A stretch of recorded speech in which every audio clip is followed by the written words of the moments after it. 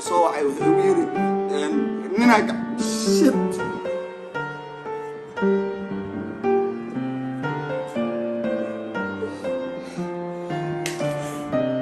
wuxuu yiri nina bas qoolay waa ilaa waxa soo wacday gabadh maskiin ah waxay u tiri gacana ugu jirnaa ninkaas gacan ugu jirnaa adiga dartaada ma loo haystaa waxaa la tusay video ninkaas oo dad dilaayo oo dhalinyaro Soomaaliyeed dilaayo laamiga dhexdiisa ku dilaayo videogaas markii arkay ninka saaxiibkayga waa u baqaanay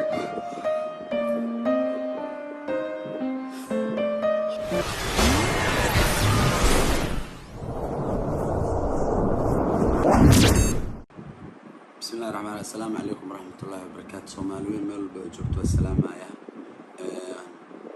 waxaa horta mar walba waxa isdhaha barnaamijyadan hadalka waxa adigu barnaamijka talantigaaga waxa fan iyo hees oo inta ku eko wax soo hadlin laakiin waxyaabo badan oo waxa jiro aad maxaa kugu qasbay inaad soo hadashid oo kugu kalifaayo waxa wixii ay dadku u jeedaan oo muuqdo ay arkaan oo ayagu maxaa la yiraahdaa fasiranayaan waa gooni laakiin waxa hoose oo anaga shakhsi aan dhalinyarana heesto cid la socota barahan ama og ama ka fanaaniin xaqiiqda markii laga hadlayo fanaaniinta Soomaaliyeed waliba kuwa dalka ku sugan oo dalka joogo waxa intooda badan gumeysiga macnaha qaab daran ay ku jiraan ha noqdaan qaar fiidiyoyo laga haayo kuwa ma aragtay qulubta ka jirno oo maxaa la telefoon ugu gumeysto kuwa dad loo soo adeegsado ma aragtay oo dad ma aragtay Soomaaliya dadka joogana waxa xaqiiqda markii laga hadlo $20 qofka dad soo dhiibtay ku soo adeegsatay qofkaas aadadid dad ay ka soo wada jiro oo ku soo aadayo waxa muhiimada aan rabay inaan ka hadlo waxay tahay horta barnaamijkeena oo socday oo bilow ilaa dhamaad oo waxa YouTube ku saabsanaa YouTube-kii gacan inuu galo YouTube-kii inuu soo noqdo inaan raali gelin soo bixiyo inaan hadana wax ka soo jafo waxa soo dhan xaqiiq dhab oo guud ahaan hadana naga maayo waxa dhabto hadda taagan markii laga soo tago qadartii dhacday iyo maxaa la yiraahdaa tacsidii oo nagashay iyo xabsigii markii laga soo tago waxa horta nina qalad nagu soo maagay anaga oo qaladka markuu nagu soo maagay maxaa la yiraahdaa anoo iska joogo Djibouti aqoon aan u lahayn waxbana aysan naga dhaxaynin waxaan arkay nin iga soo hadlayo aniga maxaa la yiraahdaa oo bilaa macna dara been u jeedo oo cad ka hadlayo ninka waa marmar waa arki jiray maxaa la yiraahdaa laakiin kuma xirneen aniga nin oo social media ku jiro oo yahay qabyaalada iyo siyaasadda ka hadlay waxyaabo noocaas inuu yahay arki jiray marka arrimo iga waaweyn inay wax soo meelay jiro kulay dawlad iyo wax isfahansan yihiin iyo waxyaabo dad isqabteen inuu ka hadli jiray waxa soo meelay jiray laakiin kama dambeys waxa ogaaday nin iska mid tac ah oo iska hadlo oo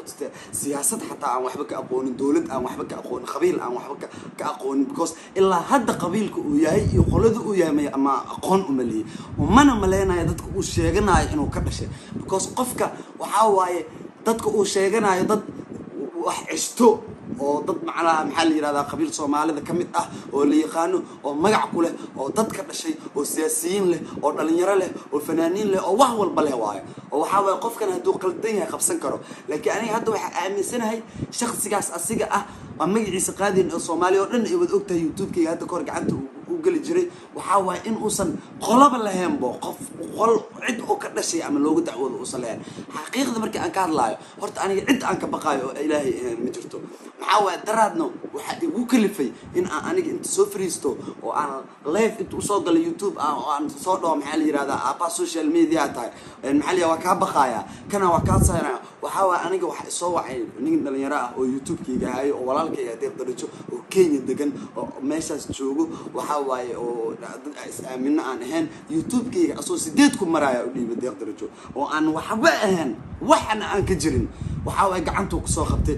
copyright igu sameeyay waxa ku tatay waxyaabo badan oo igu sameeyay YouTube-kiga waxa heesaygu ii xiri jiray waxa account igu xiray YouTube-kiga lacag inaan ka sameeyo heer oo i gaarsiiyay wax walbo si walaalnimo iyo kalsooni ay nooga dhaxayso oo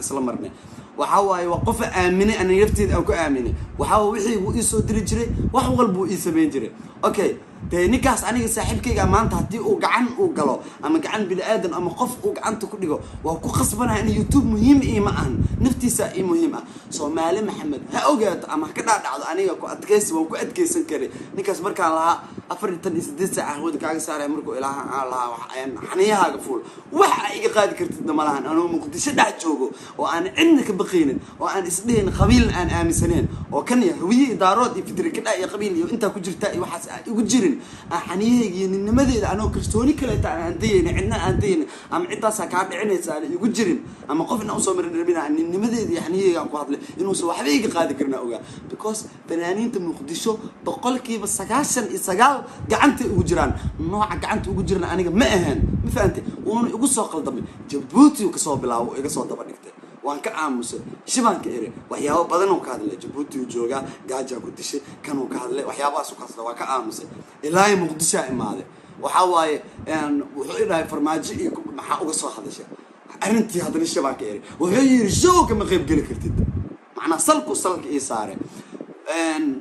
wax igu kalifay marka anoo oo aan ninka aan u naageenin aan ka baqin oo aan video u igaynin oo waxban igu sameeyeen wax igu kalifay inaan dhaho aniga habeenada kamid ah anoo garow jooga wax soo wacay deeq darajo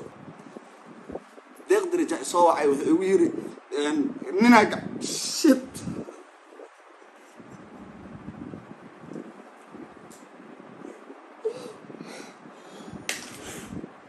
wuxuu igu yiri nina bas koolay waa ilaa waxa soo wacday gabar maskiin ah waxay u tiri gacan ugu jirnaa ninkaas gacan ugu jirnaa adiga dartaada noo haystaa bas aniga awoodeedu waxay noqotay ninkii inaan waco aan dhahorniyo aniga adiga naga dhaxaysaa dagaalkan waxaan maxaa ku haysataa dhalinyaradaas oo waxa way wuxuu adeegsaday nin laga baqo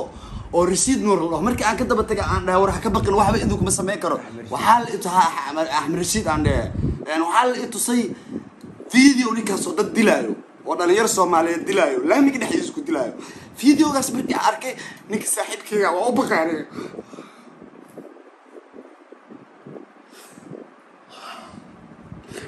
waa u baqay bis ninki markaa waxa wuxuu igu yiri live soo gal way bari فهد وابري نكي ومرك أمبري وحاول وحل إيش نك صاحب كي إن لسيدا يقدر يجبر كل سيدا وحقير صاحب كصوتك ما أساس وحاول إمو جميل كي نكي عنتي سوق له أنت ما أكو إرق وحاول يقدر يجوا كصوتك إلا يقدر يجي فمن كيسي ماشي يقولي يسي يحس ينولشيسه وكسو عرّه وأنا وحبس كجر وقروي ما إلى ما هذا وحاول سو ماله وحنا فنزلين يقدر يجوا خياني وحياة إنه عاسي كاد لاي مركا حتى وحتاج أنت هو كلف إنها صاحب لو حاول نكي محل إيراني هدي يوتيوب كي بس ويركي وحي يقولون قعنتها كويستا أنت أنا كبقاي ملها قعنتي ذين يوجران وحاول ما أنت كرتوني خبرت عني ولا الصومالي وآمنت عني يوتيوب لسوفريسته خوفنا من بريجرين حني يوجري الصومالي عشان برنوري ويوجرها وحاول ضعيف واي إن الرجل ما ماله هوسو كسواد لا ماله حتى يرتاح يوكل فوحيات هاي إن عدكي ضد وصاب وحاجر أو ضد واوين أو أريكين وقاعدين ربان ضد أصحابتك كميت أو عدد عن مركي أنا قبلني أنا اللي وذاك أنا أدري وحاول أدري وحاول إني وقاعدين هذا عدد على صادق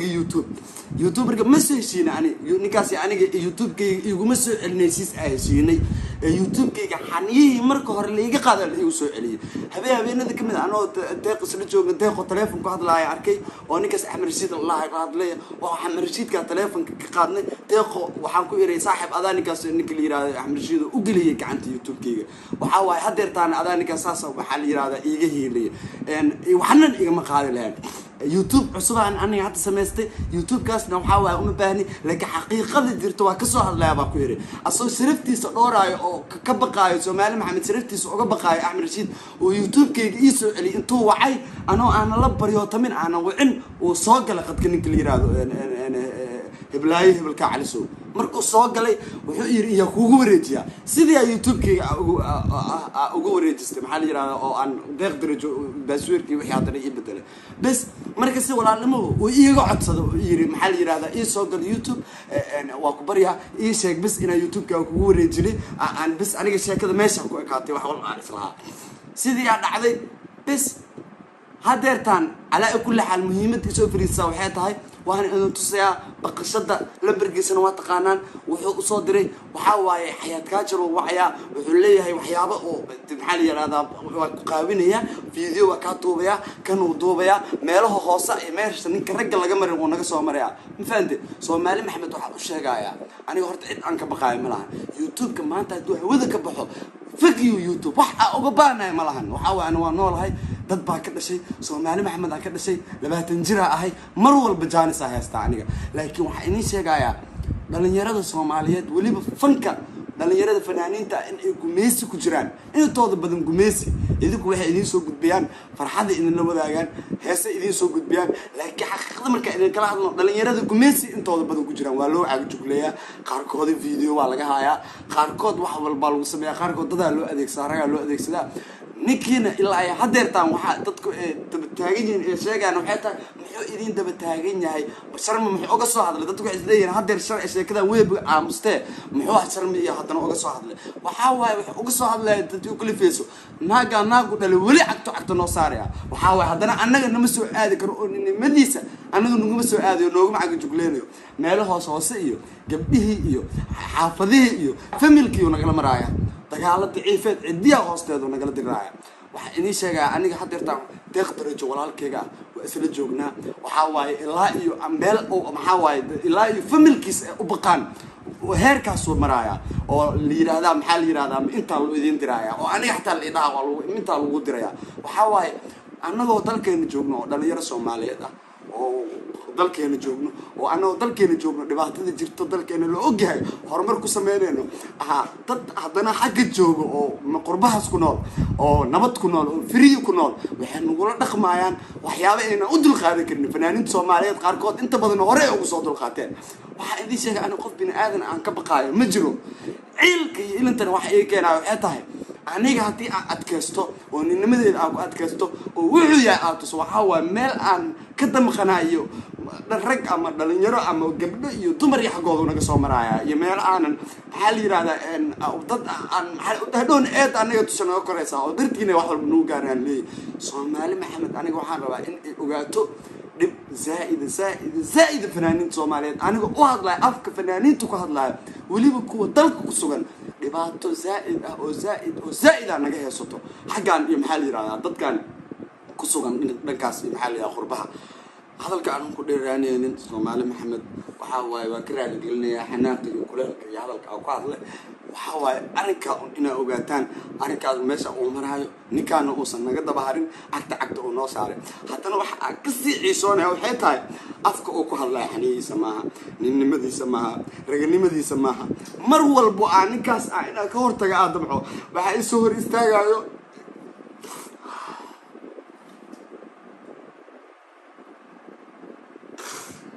أحمد رشيد waxa soo hor istaagay Ahmed Rashid ninka noogiilay ninka dhalinyarada Soomaaliyeed waxa ay uga baqaysa ma aqaan dhalinyarada Soomaaliyeed oo dhan ay ka wada kaadanayso ninkaas oo naga soo maray ninkaas markuu awoodi waayo deeq darajo cilmi kuma dhamo wallahi oo billahi oo talaa xabad cilmi ah oo intaas dhigano isku dhameen awood waxa uu yeelan in YouTube-kiisa ahwada ka saarno oo naga soo weerarayo oo awood u yahay deeq darajo وكذب التجي وحبوه نقاد وأسيج المها حنك قوته أسيج واحد بالصبية حنية ما أقول مساس وجرا تلا وحوي لا أفار قبيل كمرك قف وجيل ليس وقبيل كمرك لوجو خلدمه قف قبيل لوجو هيلا لكننا أنا قبيل لهن قبيل وحوجين لكني ما أنا لهن صومال لما أنا كجرين أو واحد أنا ترين أفكاس أنفاق هايو أو إسكندرة قبيل وجيل نيسان وحواي وحلودن قذا قفك قبيل وحكي يقانو قبيل وصوحبك أقولين نرجو صوحبك أقولين هيرو صوحبك أقولين وحواي دليرة الصومالية وحبك أقولين نكاس نوجبي أو اللي يراه أحمد رشيد عنت نوجلي وحاول هذا أمجبين أو معناها إن وحلوينا عن العشرة ما يوتيوب كيجي إن معناها قعنت وكويستو أما ولي الحكم يوتيوب كيجي أنا قعنت كويستو حتى تقدر يجاد قعنتكم هايو أكون تيجي أنا قعنت كويستو يوتيوب كيجي أنا قعنت كويستو حب أنا قعنت كويستو لكن ولي عقد جوجلين يضط كي تقدر يجي إلا حتى وحاول وكسوت تجنولوجيسي وحيسي أسعد هرمركيسي ماشي جو وكسوت تجي وحاول حياة كاجل أيضا الصدق كله تجمعها وكسوت تكتي وحاول حمر يكسو انتهي وقصة ضبطته وحاول ضبطه وحضر وخبته